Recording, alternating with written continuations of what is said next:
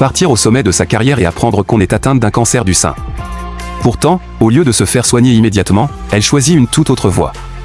Elle met une perruque, se maquille avec soin et se rend à la cérémonie de fiançailles de son ex-petite amie. Tout le monde est persuadé que cette ancienne star est venue semer le chaos. 3 mois plus tôt, c'est pourtant elle qui avait rompu avec l'idole du moment. Sur Internet, les internautes l'avaient insulté, l'accusant d'avoir abandonné son petit ami lorsqu'il était encore inconnu, par intérêt pour l'argent et la célébrité. Lorsque son ex annonce publiquement son mariage en tenant la main de son assistante, elle ne fait aucune scène. Debout parmi les invités, une seule larme coule sur sa joue. Elle sait qu'il l'a invitée uniquement pour la faire souffrir, afin de se venger de la rupture qu'elle lui avait imposée. Félicitations. Vous allez très bien ensemble. Bien sûr. Elle te mérite davantage que toi. Ce qu'il ignore, c'est qu'elle est atteinte d'un cancer en phase terminale. Si elle l'a quitté volontairement, c'était pour qu'il puisse continuer à vivre sans elle. Elle connaît trop bien l'homme qu'elle aime, s'il apprenait la vérité, il abandonnerait tout pour rester à ses côtés.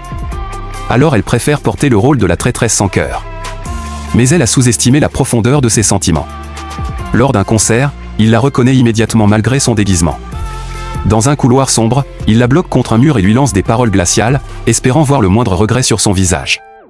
Malgré la douleur insupportable qui lui déchire la tête, elle le provoque volontairement. « Je suis avec Lucien maintenant. » En une seconde, les yeux de l'homme deviennent rouges. Il esquisse un sourire amer, remet sa veste en place et répond d'un ton glacial qu'il a tourné la page et qu'il ne l'aime plus. Puis il s'en va sans se retourner. En regardant sa silhouette disparaître, elle a l'impression que son cœur est déchiré. Aujourd'hui, le monde entier félicite son ex et sa nouvelle compagne. Quant à elle, elle n'a même plus le droit de publier un simple message de félicitations. Elle demande donc à une amie de déposer à sa place un vœu qu'elle a écrit de sa propre main. Mais même ce dernier souhait lui est refusé. Sous la neige, un journaliste lui demande ce qu'elle aimerait le plus retrouver dans sa vie. Elle répond qu'elle regrette surtout cet hiver enneigé d'il y a 6 ans. À peine ces mots prononcés, la fiancée de son ex surgit et lui donne une violente gifle, l'accusant de vouloir encore provoquer son compagnon. Onji veut intervenir, mais l'homme protège instinctivement sa fiancée. À cet instant, toute la lumière disparaît des yeux de la jeune femme. Son regard devient vide, puis elle s'effondre dans la neige. Onji hurle au secours. Au loin, l'homme entend les cris et s'arrête un instant. Mais sa fiancée lui attrape le bras en affirmant que cette femme fait encore semblant. Il finit par monter dans la voiture, sans jamais se retourner.